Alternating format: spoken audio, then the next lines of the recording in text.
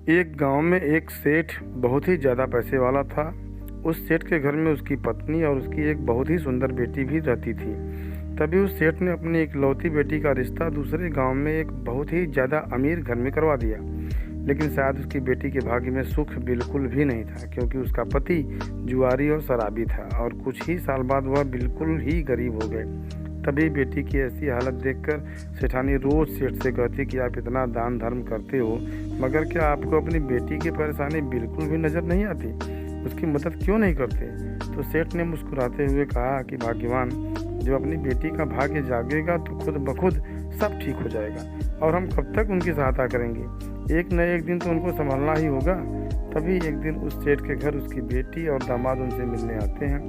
तो उनकी बेटी अपनी माँ के आगे रोने लग गई, मगर सेठ अपनी बेटी से भी यही कहता है कि बेटी, जब तुम्हारा भाग्य जागेगा तो तुम्हें किसी से भी कुछ भी मांगने की ज़रूरत नहीं पड़ेगी। लेकिन फिर भी वो सेठ अपनी पत्नी से कहता कि तुम अपनी बेटी को 2 बोरी गेहूँ की दे देना।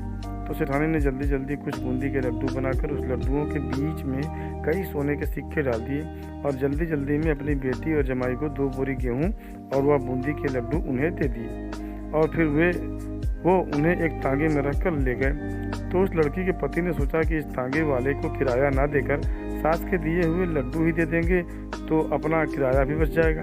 तभी वह तांगे वाला उनका सामान उनके घर पर उतार देता है और तभी उस लड़की के पति ने उसे कहा कि हमारे पास किराया तो है नहीं, ऐसा करो कि तुम ये लड्डू ले जाओ।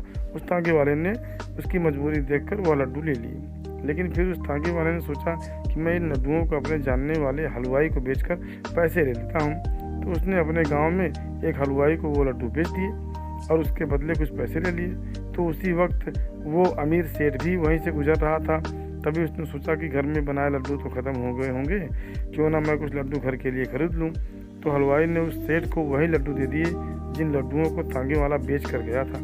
तो जैसे ही वह सेठ खाना खाने के बाद उन लड्डुओं को तोड़कर खाने लगा, वैसे ही उसने क्या देखा कि उन लड्डुओं में सोने के सिक्के निकल रहे हैं। जैसे ही उसकी पत्नी ने देखा तो उसकी आंखों में आंसू आ गए। तो सेठ ने सेठानी से पूछा कि क्या हुआ, तुम्हारी आंखों में आंसू? तब सेठानी बोली कि तुमने सही कहा था, अपनी बेटी का तो नसीब ही खराब है। मैंने उसे तुमसे छुपा कर इन लड्डुओं में कुछ सोने के सिक्के दिए थे, लेकिन ये लड्डू तो आपके हाथों में है। तभी उसने अपनी पत्नी को अपने सीने से लगाकर कहा कि भाग्यवान, मैंने कहा था ना कि बिना भाग्य के किसी को भी एक भी दाना नहीं मिल सकता।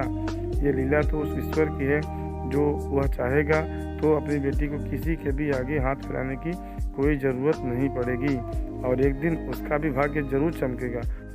तो दोस्तों, वाकई में बिना भाग्य के जीवन में कुछ भी नहीं। लेकिन दोस्तों, हमेशा आप अच्छे कर्म या अच्छे काम करते रहेंगे तो एक दिन भाग्य भी आपके पीछे भागने पर मजबूर हो जाएगा। धन्यवाद।